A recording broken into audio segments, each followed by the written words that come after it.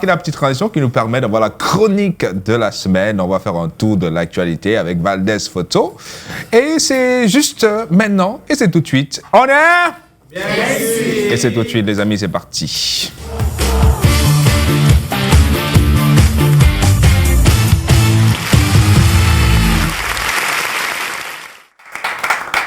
Valdez Photo qui nous permet de découvrir la chronique. Valdez, tout va bien?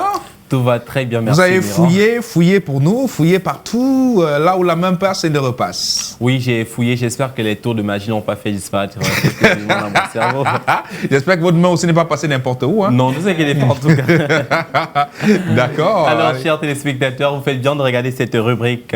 C'est la chronique de cette semaine. On va débuter en allant du côté de Bonepopa, voilà, Bonepopa Yabassi, où une terrible scène est survenue.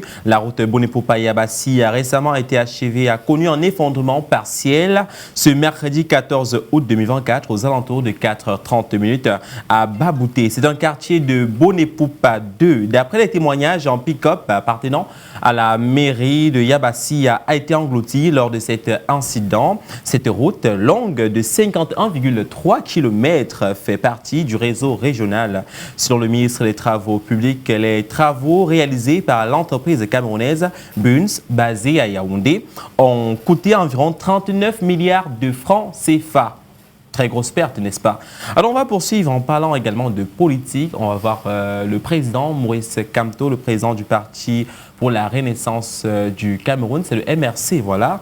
Il a publié un communiqué suite au message que Aristide Mono a publié sur sa page Facebook, faisant part du fait qu'il ait été filé une fois en sortant de son bureau. On peut lire dans le communiqué, comme vous le percevez à l'écran, chers téléspectateurs, cher docteur Aristide Mono, j'apprends par les réseaux sociaux que vous êtes manifestement dans le viseur du pouvoir, dont les tragiques affaires Martinez-Zogo, Samuel Ouazizi, en tant d'autres, nous rappellent chaque jour l'extrême violence.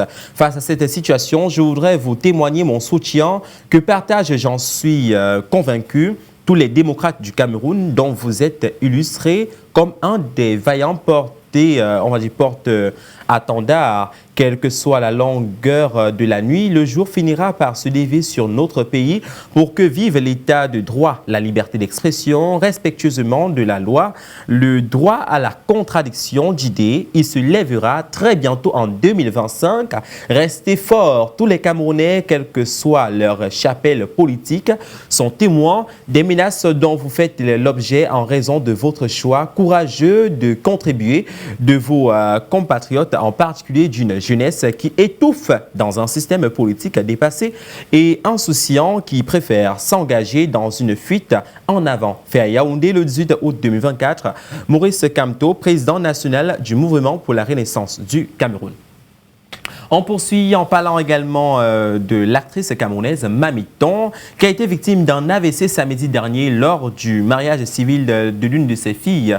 Elle a été transportée d'urgence à l'hôpital général où elle reçoit des soins. Une fausse rumeur a circulé sur la toile annonçant ainsi son décès, mais cette information a été rapidement démentie par sa fille. Le gouvernement camerounais a décidé de prendre en charge toutes les factures de son hospitalisation.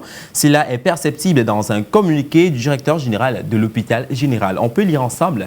Vous allez également voir. L'hôpital général de Douala informe le public que, conformément aux 13 autres instructions du président de la République, chef de l'État, son Excellence Paul Biya, répercuté par le ministre de la Santé publique, tous les frais médicaux liés à la patiente Kentop Orgel Céline, plus connue sous le nom de Mamiton, sont totalement pris en charge par le gouvernement. Signé le directeur général de l'hôpital général de Douala. Nécrologie, plusieurs anciens lions indomptables se sont rendus à Tchang pour rendre un dernier hommage à Landry Nguemo. Ces légendes du football camerounais ont tenu à exprimer leur respect et leur reconnaissance envers un joueur qui a laissé une empreinte indélébile dans l'histoire du sport du Cameroun. Leur présence illustre ainsi l'impact durable de Nguemo ainsi que la solidarité qui lie ses anciens coéquipiers. On va également parler, avant de refermer cette rubrique, de la cérémonie Macron et les dirigeants africains honorent l'opération Dragon en province. 2 mois après les commémorations du débarquement de Normandie, le président français, c'est Emmanuel Macron, et plusieurs dirigeants africains ont célébré jeudi 15 août le 80e anniversaire de l'opération Dragon, équivalent en province. Cet épisode méconnu mais crucial pour la libération a été l'occasion de rendre hommage aux combattants des anciennes colonies françaises. Le président camerounais Paul Biya a pris la parole au nom des chefs d'État étrangers. On conclut en parlant de santé, chers téléspectateurs. La variole du singe, je ne sais pas si vous avez entendu parler quand même de la variole du singe, c'est déjà dans notre pays, c'est un peu de partout en Afrique.